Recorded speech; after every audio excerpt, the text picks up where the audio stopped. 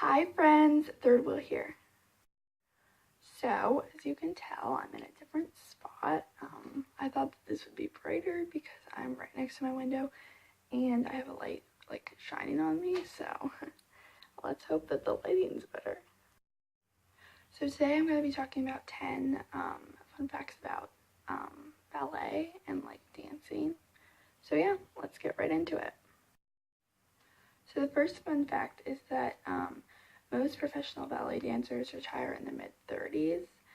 I thought this was really interesting when I found out, but the reason why they retire so early is because it's ballet and it's not easy. It's really hard and really physically demanding. So yeah, the average professional dancer retires when they're either like mid-30s or like early 40s. But that doesn't mean they're done working because most professional dancers go on to be choreographers after they retire or they teach ballet. So yeah. So the second fun fact that I'm going to talk about is that the leotard is named after its inventor, Jules Leotard, or Leotard, I don't know, who was a French acrobat who performed the first flying trapeze act in 1859.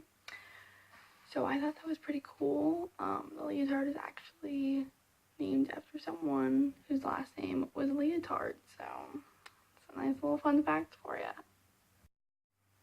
So the next fun fact that I have is that the most popular ballet in the world is the Nutcracker, which was first performed in 1892. That fact doesn't really surprise me, and I feel like even if you're a non-dancer, that fact wouldn't really surprise you because it's just the ballet that you hear most about. But yeah, I thought that was pretty interesting. So the next fun fact is that the tip of a pointe shoe is a rigid box made of tightly packed layers of fabric and cardboard, hardened by glue, and the rest of the shoe is made out of cotton, satin, and leather.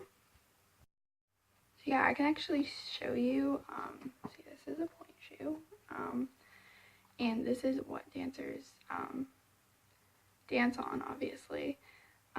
But when I was younger and before I had even started dance, I always thought that this was like a block of wood, like this, from like here to the tip. I thought it was like a block of wood that you stand on, which I guess didn't really make a lot of sense. But it's not, and when you look in, you can't really see. But when you look in,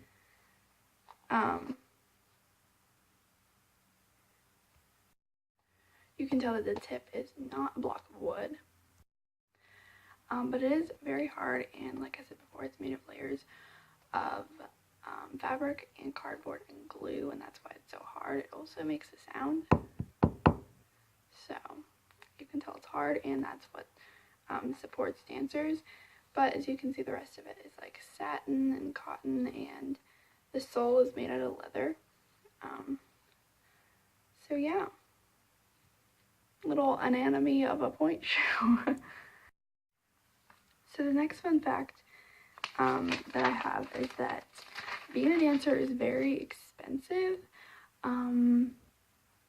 Pointe shoes, for example, are super expensive. I think the average pair of pointe shoes is like $75, but it can be more expensive, it can be less expensive, but it's around that general price range. And tutus, when you see like tutus in professional ballets, those are even more expensive. Those are like anywhere from $1,000 to $2,000. So yeah, ballet is not cheap. Yeah, it's not cheap. So the next fun fact is that ballet started in the 15th century, but pointe work wasn't initially a part of ballet. Pointe work started in the 1800s. Maria Taglioni is actually the first ballerina to dance a full-length ballet on pointe. And the pointe shoes that she danced in that ballet were not like the ones we have today. They were very soft probably, and they were made of satin and leather, so the sole was made of leather, but there wasn't layers of hard glue, so there wasn't really anything supporting her feet. The point shoe was darned so that it could kind of keep its shape, but really Maria just had a ton of strength in her feet, so that is why she was able to dance in those point shoes. But yeah, that's not how point shoes are today. She had very rough point shoes. So the next little thing I'm going to talk about is spotting, which I didn't know about before I danced. Like, I was always into dance even before I started taking dance classes, but I never learned this until I actually started taking dance classes. So spotting, when I would like watch dance when I was little, when I was, thinking of starting dance, I was like, how do they do like all those turns and not get dizzy? There's a trick. There's this thing called spotting, and so basically a dancer focuses on one thing in the room, and they focus their eyes on that thing, and as they go around, they keep their eyes in one spot until the last possible second, and then they whip their head around. So I can kind of demonstrate, probably won't be good, but I'll try to demonstrate it. It's on a spot, and you just look at it the whole way around, so I'll kind of demonstrate. See? That is kind of the gist of it. Yeah. So yeah, that's what spotting is. So the next little fun fact and like thing I'm going to talk about is rosin, which I also didn't know existed until I started dance class.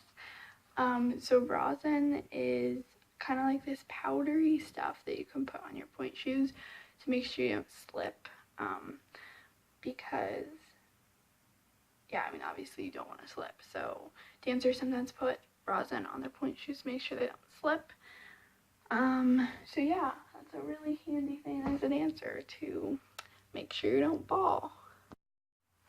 So, the next little fun fact, I didn't actually know this, I looked it up and I found it, but an average ballet dancer wears 50 to 150 tutus in their lifetime, which is a lot of tutus. That's it's a lot.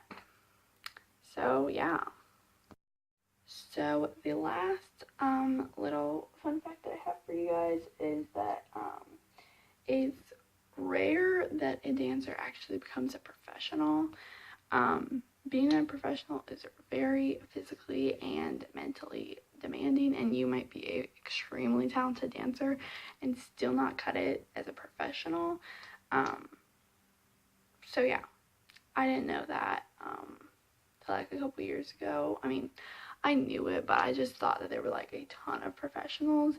But yeah, it's really hard to be professional, and you can be really, really good and still not be a professional. So yeah. So yeah, that was my video for this week. I hope you enjoyed learning some facts about ballet.